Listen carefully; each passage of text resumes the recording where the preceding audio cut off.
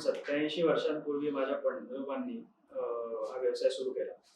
आणि तेव्हा एक चान्स मीटिंग त्यांची खरं तर घडली. ते कोल मायनिंग इंजिनियर होते आणि इंजिनियर होते.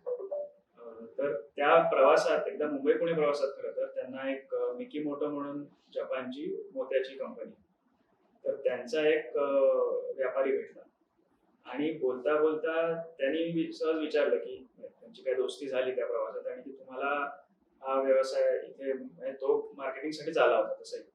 तर त्यांनी विचारलं तुम्हाला इंटरेस्ट असेल तर मी मदत करेन. आणि तिथून ती सुरुवात झाली. म्हणजे पंजोबांना काहीतरी स्वतःच करायची इच्छा होती आणि ही चान्स मीटिंग जमून आली आणि तिथून ती सुरुवात झाली. सो सुरुवातच खूप युनिक आहे खरं तर. आणि मग अर्थात एक पिढीने प्रत्येक पिढीने तो शेप केलाय ब्रँड त्यांच्या पद्धतीने.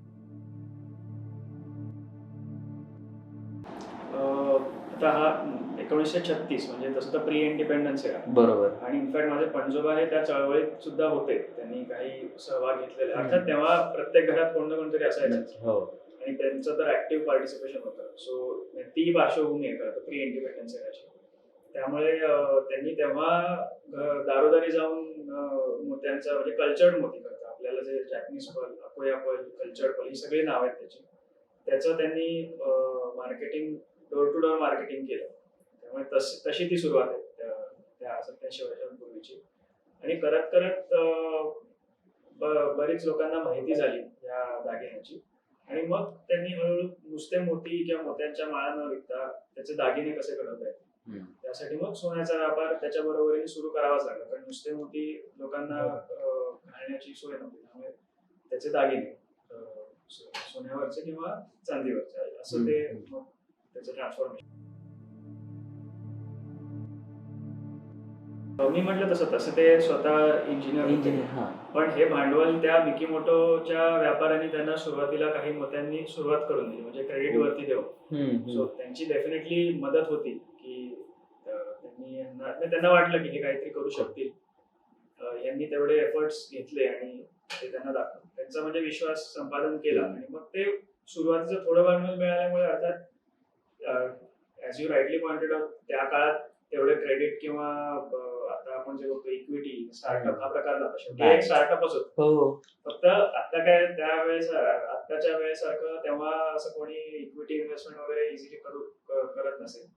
त्यामुळे स्वतःच्याच मग एक नफा झाला की तो रिइन्व्हेस्ट करून असं करत करतच झालेलं आहे. पहिले मी म्हणेन 60-70 वर्ष भारतातले बरेचसे व्यापार असेच घडलेले आहेत. त्यांनी नफा रिइन्व्हेस्ट करून केलेला. भांडवल आता जेवढं इझिली मिळायला लागलं गेल्या 20-25-30 वर्षात ते तेवढं पूर्वी नव्हतं. आधी फक्त विश्वासावर. म्हणजे असं काय फ्रेंड अँड फॅमिली आहे असं त्याच्या थ्रूच झालं. कारण मलाही हे आता रिसेंटलीच कळलं. मी जेव्हा बाबांशी बोलत होतो की तेव्हा कसं करायचं. तर एकतरी डोर टू डोरचं सांगितलं ते होतं. पण ऍक्च्युअली त्यावेळेला त्या मिकीमोटो कंपनीनी, कारण ते मिकीमोटो शेवटी मोठी कंपनी होती जपानची. त्यांच्याकडे तेव्हाची ऍडव्हान्स साधन होते आणि जपान हा कायम टेक्नॉलॉजीमध्ये पुढेच असायचं. तर तेव्हा त्यांच्याकडे सिनेमा हॉलमध्ये दाखवायच्या रील्स होत्या. ती रील त्यांनी दिली होती यांना. त्यामुळे तेव्हा प्लाझा किंवा अशा ठिकाणी किंवा नागपूर अशा ठिकाणी जाऊन त्यांनी थिएटरमध्ये त्याची ऍड किंवा काय आता त्याचं स्वरूप असेल, पण तसं त्या टाईपचं पहिलं मार्केटिंग होतं. सुरुवातच टेलिव्हिजन पासून झाली. टेलिव्हिजन नाही, थिएटरमध्ये. आणि